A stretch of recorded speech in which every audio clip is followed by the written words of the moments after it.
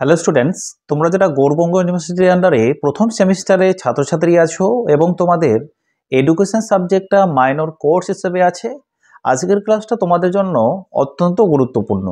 আজকের ক্লাসে আলোচনা করব তোমাদের 100% কমনযোগ্য সাজেশন নিয়ে।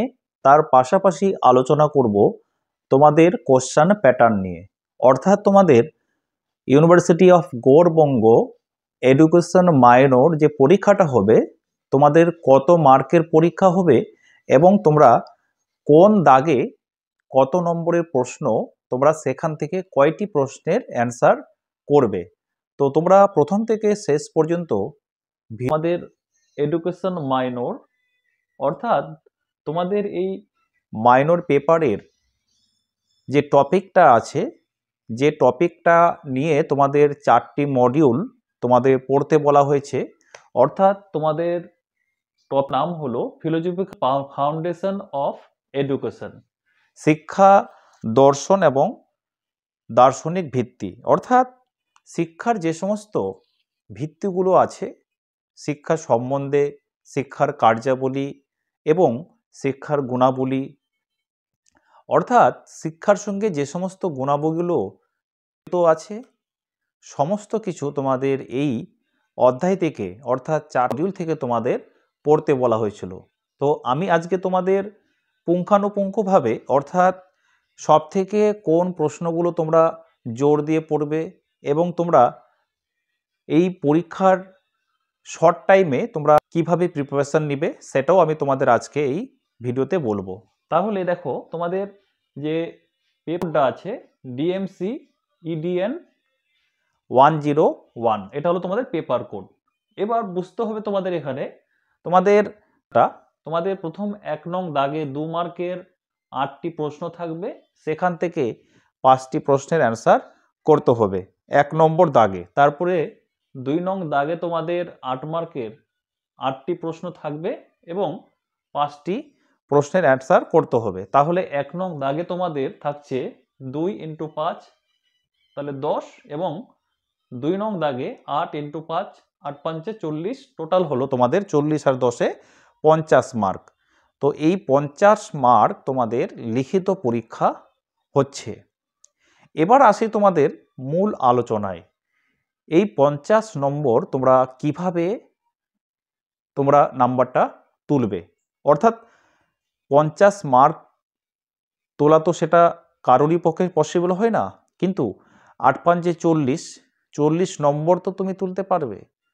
যেহেতু তোমাদের 10 নম্বরের প্রশ্ন দুটি থাকবে ব্রড, অর্থাৎ তোমাদের 10 নম্বরে তোমাদের প্রশ্ন থাকছে না, অর্থাৎ তোমাদের 5 মার্কের দুটি প্রশ্ন থাকবে, 5 দুগুণা 10, অর্থাৎ তুমি একটা 5 মার্কের অ্যান্সার করতেও তুমি যদি সেখানে মিনিমাম 5 থেকে 6টি পয়েন্ট তুমি দিতে পারো, তাহলে কিন্তু তুমি এমনিতে 3 থেকে 4 নম্বর কিন্তু তুমি ওঠাতে পারছো। তাহলে তোমার এই 5 মার্কের দুটো প্রশ্ন করতে গিয়ে 3 দুগুণা 6, বা হয়তো তুমি 4 নম্বরে যদি তুমি তুলো তাহলেও তোমার সেখান থেকে 8 নম্বর তোমার আসছে। এবার 8 5 40, এখান থেকে 40 নম্বর তুমি ঠিক তুলতে পারবে না, কিন্তু সেখান থেকে তুমি 40 নম্বর থেকে তুমি 25 কিংবা 30 নম্বর তো তুলতে পাবে। তাহলে তোমার ওইদিকে 8 নম্বর আর এদিকে তোমার ধরো মিনিমাম 25 নম্বর, তাহলে তুমি এমনিতেও মোটামুটি 36 37 নম্বর তুমি সেখান থেকে তুলতে পারছো। এটা গেল একটা আনুমানিক হিসেব আর কি। অর্থাৎ এখানে যেটা তোমাদের বুঝতে হবে সেটা হলো, আমি যদি আমার প্রিপারেশন ভালো নিয়ে আমি যদি বিষয়ভিত্তিকভাবে আমি যদি পরীক্ষায় ভালোভাবে আমি বর্ণনা দিতে পারি, অর্থাৎ তুমি 5 মার্কের প্রশ্নতে লিখতে গিয়ে তুমি সেখান থেকে তুমি যদি 2 নাম্বার পাও বা 3 নাম্বারও পাও, তাহলেও কিন্তু তুমি পাস হচ্ছ। অর্থাৎ তুমি দেখবে যে অনেকের পরীক্ষাতে কিন্তু 2 নাম্বারের জন্য হলেও কিন্তু সে সাপ্লিমেন্টারি চলে আসে এনসে চলে আসে। তাহলে সেখানে তুমি যদি 5 দাগের প্রশ্নটাতে যদি তুমি টাচ না করো, তাহলে তুমি সেখানে কিন্তু কোনোভাবেই কিন্তু তুমি পাস করতে পারছো না। ওই জন্য তোমাদেরকে বলবো, তোমরা কোনো প্রশ্নই কিন্তু পরীক্ষায় ছেড়ে আসবে না। এবার চলি তোমাদের মূল আলোচনা, অর্থাৎ তোমাদের প্রথম যে মোস্ট ইম্পর্টেন্ট টপিক তোমাদের 1 নম্বর মডিউল থেকে শিক্ষার অর্থ, প্রকৃতি, বৈশিষ্ট্য, পরিধি এগুলো কিন্তু সবথেকে ভাইটাল। অর্থাৎ শিক্ষার কার্যাবলী, শিক্ষার ভূমিকা এগুলো কিন্তু সবই কিন্তু এক। অর্থাৎ শিক্ষার কার্যাবলী না আসে, সেখানে শিক্ষার ভূমিকা যদি আসে তাহলেও কিন্তু তোমরা সেটাই লিখবে। অর্থাৎ তোমরা যারা মাইনর এডুকেশন নিয়ে তোমরা পড়ছো, তোমাদের এই বিষয়গুলো কিন্তু অবশ্যই বোঝা দরকার। আর মাইনর এডুকেশনে বেশি কিন্তু ব্যাখ্যা দেওয়ার প্রয়োজন নেই। তারপরে যেটা আসছে তোমাদের ব্যাপক অর্থে শিক্ষা বা হচ্ছে সংকীর্ণ অর্থে শিক্ষা। যে শিক্ষাটা আমরা পুঁথিকেন্দ্রিকভাবে বা হচ্ছে পুঁথিগতভাবে আমরা জ্ঞান অর্জন করি, অর্থাৎ যেখানে দাতা এবং গ্রহীতার সম্পর্ক, একজন শিক্ষক তার ছাত্র হচ্ছে গ্রহীতা আর শিক্ষক হলেন দাতা, তিনি কিন্তু শেখাচ্ছেন। তাহলে সেটা হলো সংকীর্ণ অর্থে শিক্ষা। এবার ব্যাপক অর্থে শিক্ষা হলো যে ব্যাপক অর্থে শিক্ষা হলো সারা জীবন ব্যাপী ধরে কিন্তু সেটা চলছে, ওটা হলো অটোমেটিক প্রসেস। মানে একজন মানুষ বা একজন শিক্ষার্থী সে কিন্তু তার বিদ্যালয়ের বাইরেও থেকেও কিন্তু সে শিক্ষাটা অর্জন করতে পারে, তাহলে সেটাকে বলা হয় ব্যাপক অর্থে শিক্ষা। শিক্ষা হলো জীবনব্যাপী প্রক্রিয়া। এই সমস্ত পয়েন্টগুলো তোমরা ছোট ছোট করে তোমরা যদি তুলতে পারো তাহলেও কিন্তু তোমরা 1 নাম্বার 2 নাম্বার তুলতে পারছো। এবার তোমাদের এখানে আরেকটা সবথেকে বেশি ইম্পর্টেন্ট 2 নম্বর মডিউলে আমি তোমাদের স্ক্রিন রেকর্ডে তোমাদের সাজেশনটা 100% সাজেশনটা আমি তুলে ধরবো। তোমাদের যে ডেলোর্স কমিশন থেকে তোমাদের যে কোনো একটা তোমাদের শিক্ষা সম্পর্কে তোমাদের স্তম্ভ আসতে পারে। কর্মের জন্য শিক্ষা, জ্ঞান অর্জনের জন্য শিক্ষা, একত্রে বসবাসের জন্য শিক্ষা, তারপরে হলো প্রকৃত মানুষ হওয়ার জন্য শিক্ষা। যে কোনো একটা তোমাদের 5 নম্বরের প্রশ্ন তোমাদের আসতেই পারে এবং আসতে পারে। অর্থাৎ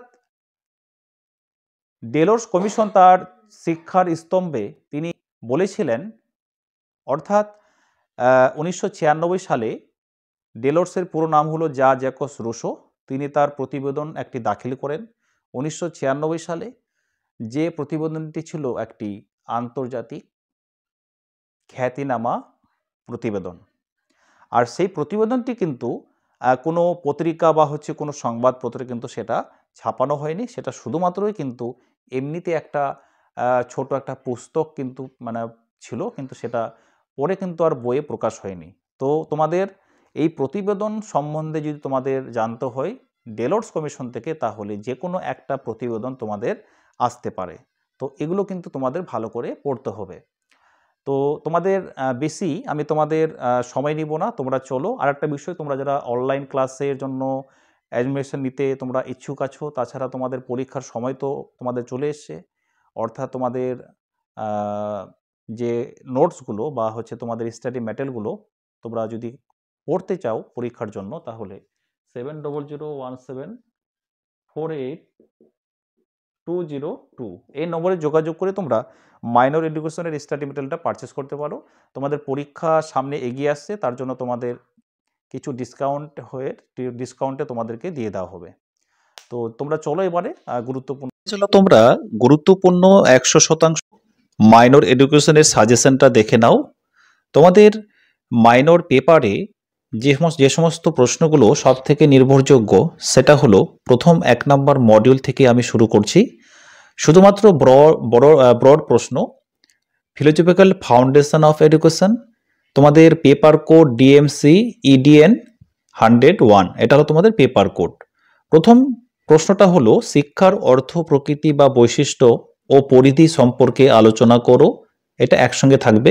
ব্যক্তি ও সমাজের প্রতি শিক্ষার কার্যাবলী বা ভূমিকা আলোচনা করো। তোমাদের এটা আলাদা করে তোমাদের সেটা পড়া লাগবে না।